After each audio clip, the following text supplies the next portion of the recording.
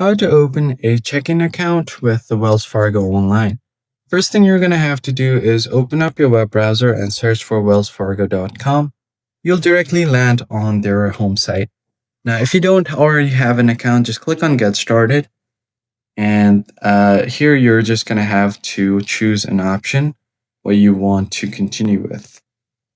So you can just go ahead and click on this Open Online button to get started. Now here you're going to have to select what kind of account you want to open. So just tap on Open Online.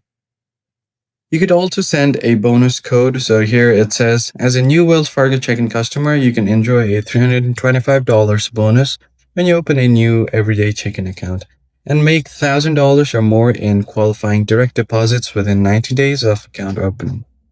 You can just go ahead and enter your email address here and then simply go ahead and send the code to your email to get a bonus code.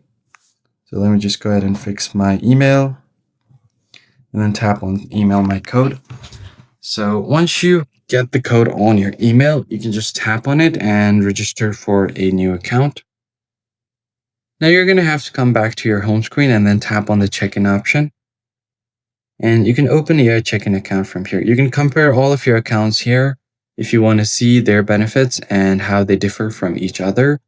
But for now, I'm just going to continue with the normal checking account and then tap on Open. You're going to have to provide some of your details to open your account. So just wait for a bit and then click on Let's Go to start opening your account. First thing you have to do is provide your social security number or your ITIN PIN or enter your phone number. Then tap on Agree and Continue. Then they will ask you certain questions about your personal information. Just provide all of those. Create a username and password for your account, and you should be good to go. After verifying your phone number, your checking account will be active, or you could just visit your local branch to simply open a new account. That's pretty much it, guys. I hope this tutorial was helpful. I'll catch you guys on the next one.